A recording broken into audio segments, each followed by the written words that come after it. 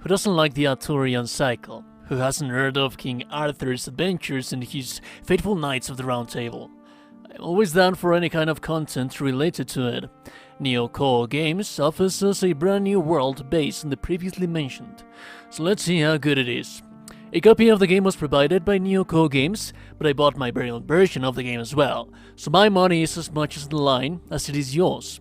King Arthur, A Knight's Tale exits early access on April 26, with a schedule planned for consoles release date at a later date. So let's go through graphics first. Normally when we see the Arthurian legends, a cheerful landscape with knights in shining armors and colorful tabards, and a family crest emblazoned into the armors come to mind. In Neocor's take of Avalon, we see a much more depressing world, bleak and grey. While a little less common, it ends up giving its own personality out of the modern bias we have when we think about Arthur Knight's media. In fact, recently I deeply enjoy A24's take on the Green Knight, and I believe that the main message that you're going to get by looking at the game is pretty much in parallel to that of A24's vision. Animations are masterfully designed. Usually, top-down games try to build upon the foundation of they're not going to be looking close and zooming it. We can get away with some minor quality details here and there to alleviate the performance of the game. Although, I do have to mention that more interaction with the base game similar to what we have with our first encounter with Sir Kay would have been nice. I not see the point in showing you how damn gorgeous the thing was made, pump up your muscles just to hide them under a sweater through the rest of the game. And again, texture-wise, the rest of the 3D assets, when you zoom in, highly detailed as well. And they zoom in on cinematics, they are not ashamed of what they build. You really don't have that much need to do such thing on top-down action games or top-down RPG games, tactical games, because your eyes have so many places to be looking at. Still, attention to detail in every place of the game makes it feel like the developers deeply care to have everything in its place. The only sour taste I would have left in my mouth is the wanting of a better particle system for more flashy spells. They are indeed very basic. There is an undeniable truth that more often than not we like to pull off some crazy ass spells with our mages, and that is the reason why we keep them around. That and the marvelous ability to AoE the hell out of the enemies. There's that. So let's move over to sound.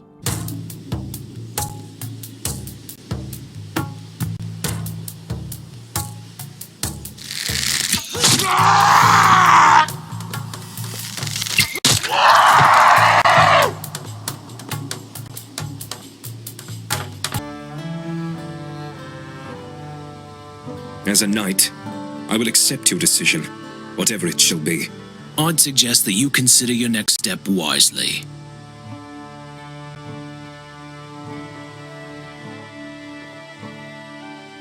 You are a righteous king, and I am your humble servant. I think one day you will regret this, Mordred. Voice acting and the main storyline is on point. Amazing, I would even say. You can definitely differentiate the knights from one to another depending on their personalities and get attached to them if they feel your ideals, which is something that you will want to do based on alignments, but we will discuss about that in the narrative section of the review. Occasionally you will find the random NPC on side quest that is indeed going to break your immersion from the game. While the knights sound on point, a random lady that is scared from thieves is going to say, "Oh my god, he's going to rape me! Save me, Lord Knight!" And I mean say, because they do not properly scream, or sound desperate for that matter, when even the situation should resemble such thing. The ghastly scream of dying corpses of ancient boys of ghosts is amazing, but you will indeed see the disparity around here and there on the act of the boys' performance. Soundtrack is damn gorgeous and well done. It perfectly fits the mood and message that they are trying to make with the world building. Although there are some songs that do not match the aesthetic sentiment and would rather fit better with the more chivalrous and joyful world of the Arthurian cycles. Nevertheless, it is indeed an interesting contrast to listen to. So, the narrative. It all starts at the Battle of Camelot. For the most well-versed on the Arthurian Cycles world, this is where Arthur ultimately dies at the hands of Mordred. Depending on the author or legend, Mordred either dies with him or survives. In this case, they both meet their end at each other's blades. It is said in the Arthurian legend cycle that Arthur will one day return when the people needs him the most. In this case, Arthur was taken by the Lady of the Lake to perform a ritual and save him. The ritual went wrong, and now Avalon is facing a returned Twilight Knights army. Mordred is brought back as well, to put an end to it. This leaves the door open for you to decide what kind of knight do you want to be. How do you want to build Camelot, and what kind of followers will you have? It is not faithful to any of the Arthurian cycle legends, but with so many others and stories, hardly anything is. What I do have to say is that I loved exploring the world and meeting the knights' enlightenments and motivations they have, as well as other Celtic legend heroes like Boudica. Gameplay. Let us start with basic. Tactical grid-based RPG. Think like XCOM or Fire Emblem. So what makes this game different? Well, the basic of it all is 3 elements that dictate your game. Armor, hit points, and vitality. You lose armor with each hit. The more armor you lose, the more damage you're going to get on hit points. Those regenerate from battle to battle, and you can also replenish them on encampments scattered around the maps while you explore, as well as armor. You lose both and you take hits to vitality, which doesn't regenerate, and you have to heal them at Camelot. Taking hits to vitality is also going to cause injuries on your knights, and those have to be treated separately from vitality, leading you to have your knights more time out from the battlefield than you would want to have them. I have to say that this formula is then fun to play around with. If you play carefully, manage well the encampments between battles, use flanking, properly position your knights, so on and so forth, you will never have to treat damage or injuries on knights. I do not know the extent of how many knights can you recruit, but it is a damn large number. From fabled knights like Lancelot or the Black Knight to fabled legends like Boudica. Each one of them have their recruitment side story. Depending on your actions, they will or not be loyal to you. There are 4 enlightenment paths: good and evil, Christian or pagan. You can be a good hero that follows the old religion, or a bad villain that follows Christianity. Your knights will have such alignments as well, and they might be loyal or not to you.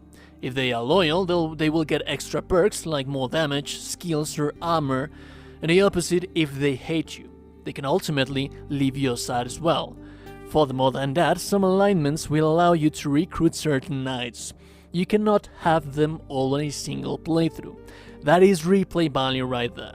Managing Camelot includes training your knights, treating their wounds, healing them, and giving them official positions to have extra loyalty on them. The alignment chart is going to give extra perk to those kingdom management aspects. So, again, playthrough varies depending on your choices. Meaningful changes. The overview world and map of Camelot is damn well designed. There is also always a treat to the eye to see the kingdom while world events happen, where you have to make decisions. Most cases, your knight's loyalty are going to be affected by these world events and decisions. Character progression has skills that you can choose for your knight. Unfortunately, there is no visual customization, and each knight has their own preset design. Outfitting them with weapons and armor is just going to change their stats. There is indeed a healthy yet simple form of character building. Depending on your weapons and build, you are going to want to pick certain skills that are going to change how your knight plays. So, like always, break down the games to you as best as I can from a technical aspect, from an unbiased perspective, and then, if you're interested in such a thing, I give you my bias and recommendations to furthermore justify whether you should spend your money on the game or not. There is so much quality in this game. It was carefully made, and the overall experience feels good. That's how I can best describe it. It feels good. The game feels good.